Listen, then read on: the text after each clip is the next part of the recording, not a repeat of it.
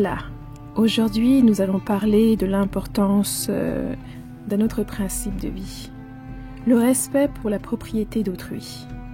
Ce principe fondamental qui nous demande de donner égard aux propriétés des autres, aux objets, tant tangibles et non tangibles qui appartiennent à d'autres, et de s'efforcer d'y donner l'attention et de les traiter comme s'ils auraient été les nôtres.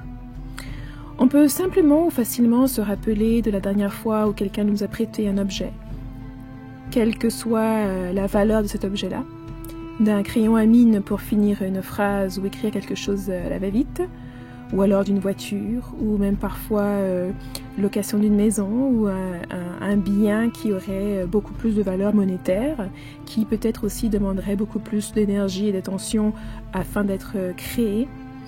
On se rappelle tous de la dernière fois où quelqu'un nous a prêté un objet, ou alors de lorsque nous avons prêté un objet ou un bien à autrui, et de ces moments où les gens manquent d'égard, où les gens ne donnent pas le respect qui est dû à votre propriété, ou les moments où vous-même vous avez manqué de respect envers la propriété d'autrui. Ce principe alors vient vous toucher au cœur en vous demandant justement de faire démonstration de votre connaissance et de votre compréhension envers l'importance que cet objet ou que ce bien peut avoir pour l'autre. Et en prenant en considération cette importance-là, d'utiliser ce bien, de le remettre généralement dans la condition dans laquelle on vous l'a prêté, ou même parfois, si vous avez l'inspiration, de l'améliorer, d'y apporter peut-être une touche de bien-être. Ce serait un peu le cas lorsque vous empruntez la voiture de votre frère ou de votre meilleur ami, et que vous prenez le temps d'aller la laver avant de la lui rendre, par exemple. Surtout si c'est sur un emprunt d'une longue durée, comme un week-end ou une semaine. Et donc, allez avec cette addition, cette aspiration d'en faire un peu plus, d'en donner un peu plus, de démontrer ou de montrer justement le respect qu'on a envers cette personne-là pour l'égard qui nous est donné, de un, parce que cette personne-là nous laisse emprunter un bien qui n'est pas le nôtre, mais aussi de deux, parce que la gratitude, c'est une invitation que nous avons supplémentaire à montrer notre gratitude envers la bonté qui nous est donnée. Et donc, on parle de biens tangibles, donc il est assez facile dans ce cas-là d'observer et de voir justement, de déterminer quels sont les biens qui nous appartiennent, ceux qui sont autrui, ceux qui nous ont été prêtés, ceux qu'on a empruntés, et du fait qu'il faut y donner égard, il faut y donner respect, il faut les maintenir, il faut les utiliser à bon escient. Et puis s'il nous arrivait malheureusement de se méprendre ou par mégarde de dévaluer ce bien-là, ou même par exemple de l'abîmer, il va de soi que c'est à nous de prendre l'initiative de réparer cela. C'est à nous de prendre toutes les mesures correctives pour pouvoir rendre le bien dans l'état dans lequel il nous a été donné, et pour pouvoir aussi prendre nos responsabilités lorsque un bien qui nous a été prêté finit par être endommagé pendant qu'il est en votre possession. Et donc, il ne suffit pas juste d'en informer la personne, il s'agit aussi d'en prendre la responsabilité qui nous appartient pour veiller à ce que le bien soit rétabli dans l'état où il nous a été attribué, dans l'état où il nous a été confié. Et ça, c'est très important, parce que parfois, il y a des personnes qui pensent qu'il suffit tout simplement de montrer du remords, d'être désolé, pour rendre les choses parfaites et pour tout arranger. Non. Avoir du remords, être désolé, se rendre compte de la responsabilité qu'on a et du fait qu'on n'a peut-être pas pris toutes les précautions qu'on aurait pu, c'est une étape nécessaire, mais ce n'est pas l'étape finale, c'est simplement le début. Une fois qu'on a montré son remords, qu'on est désolé, etc., la deuxième partie, qui est bien sûr la plus importante, est de faire des actions qui vont en fait aller démontrer ce remords, montrer justement que on veut remettre ce bien dans l'état où on a été donné. Et si cela n'est pas possible, on va d'abord alors aller dans les démarches pour le remplacer, mais ça doit être suivi par des actions. De bonnes paroles ne suffisent pas. La Ma'at est une est un état d'esprit et a une dynamique qui est vivante. On ne doit pas juste rester dans les ténèbres, dans l'éther. On ne doit pas juste rester dans le théorique et dans la philosophie. On doit l'appliquer, on doit la vivre, car c'est ça qui permet qu'elle se perpétue, et c'est ça qui nous permet aussi à nous de l'intégrer dans qui nous sommes. Les principes et les lois qui sont offerts par la Ma'at ne prennent vie, ne prennent essence que lorsqu'on les applique dans notre vie de tous les jours, dans nos interactions avec les uns les autres, et aussi dans notre façon de nous comporter, de nous percevoir nous-mêmes, dans les objectifs qu'on se donne à soi-même aussi. Donc, on a beaucoup parlé de la propriété de biens tangibles, mais il y a aussi les biens intangibles.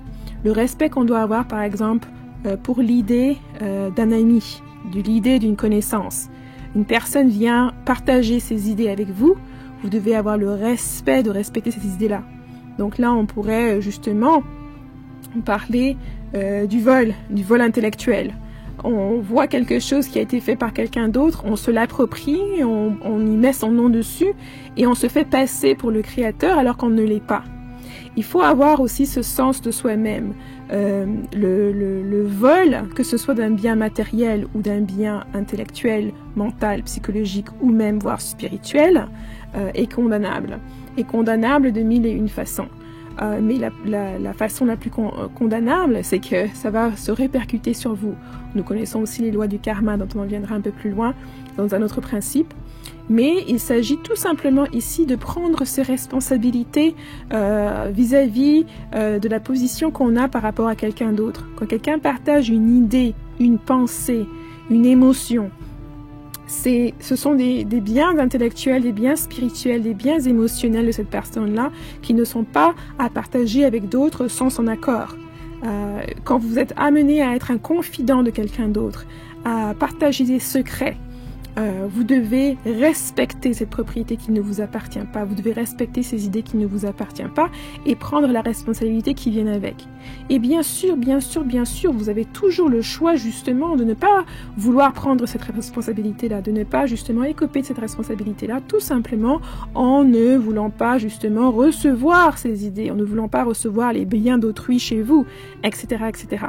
Donc c'est à vous que revient cette décision-là, c'est à vous que revient ce pouvoir aussi de décider si vous voulez ou pas vous engager, faire face à ces responsabilités supplémentaires ou tout simplement créer par vous-même ce dont vous avez besoin, que ce soit un bien matériel ou intellectuel ou autre.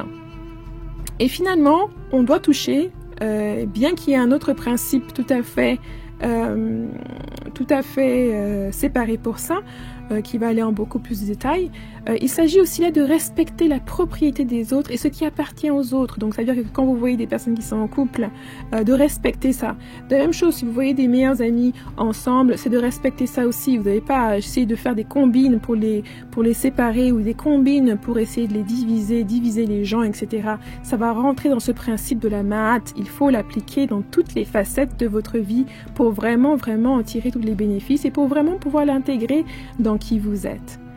Donc nous faisons ces différents principes justement pour que vous puissiez avoir de quoi réfléchir, que vous puissiez avoir des exemples concrets et tout simplement dans vos interactions de tous les jours, réaliser quelle situation appelle, quel principe soulève, quel principe sur lequel vous devez travailler. Souvent, on est très conscient des principes sur lesquels on doit travailler et parfois certaines situations nous amènent à y prêter plus d'égard, nous amènent justement à perfectionner cette facette de nous que peut-être que nous pensions être déjà complètement faite.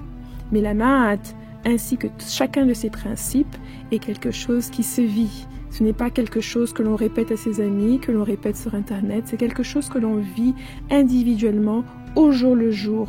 Quelque chose que l'on vit même quand les gens ne nous regardent pas, même quand vous êtes seul, même quand il n'y a aucun prix à gagner, aucun retour monétaire ou financier ou de gloire ou etc. C'est vraiment une satisfaction intrinsèque que vous allez trouver en appliquant ces principes-là et en regardant comment l'énergie change autour de vous. Lorsque vous prenez ces pas de non seulement respecter la propriété des autres, mais même d'y ajouter de la valeur, d'y ajouter une plus-value, vous verrez que les gens non seulement se feront un plaisir de vous offrir leur propriété, leur bien, non pas parce que vous allez simplement en prendre soin, mais parce qu'ils vont savoir aussi que vous avez une plus-value que vous y ajoutez. Quelqu'un partage une idée avec vous et vous avez quelque chose à y apporter. Vous avez peut-être aussi soutenir cette personne-là, donner une contribution, une plus-value pour que les gens à leur tour aussi viennent et continuent de vous faire confiance et de vous donner encore plus. C'est un échange qui ne cesse et qui ne devrait que s'élever, que vous élever aussi. C'est un échange qui devrait et qui ne ferait que vous élever si vous décidez qu'il doit en être ainsi. Il est très facile de casser la propriété ou d'abîmer, d'endommager les biens d'autrui. Il est beaucoup plus difficile de non seulement y prendre soin, de prendre les dispositions qui sont nécessaires pour le maintien et même l'ajout de valeur. Et bien sûr, au-delà de ça, il s'agit aussi des relations interpersonnelles. Lorsqu'on ajoute de la plus-value aux relations qu'on a, que ce soit une relation d'amitié ou une relation de couple, on en sort bien plus enrichi qu'auparavant par cet échange-là. Bien sûr, le caveat, c'est de donner à ceux qui le méritent, de donner à ceux qui vont reconnaître le besoin et la valeur. Et je pense que c'est pour ça que c'est un échange qui va dans les deux sens. On vous offre, on vous permet de voir, d'être la vicinité ou même d'utiliser les biens d'autrui parce qu'on sait que vous allez aussi à vous y contribuer et vice-versa. C'est un cercle qui continue en s'élevant. Donc la prochaine fois qu'on vous offre quelque chose ou la prochaine fois que vous offrez quelque chose, ayez ce principe de la Ma'at en tête, le respect de la propriété d'autrui.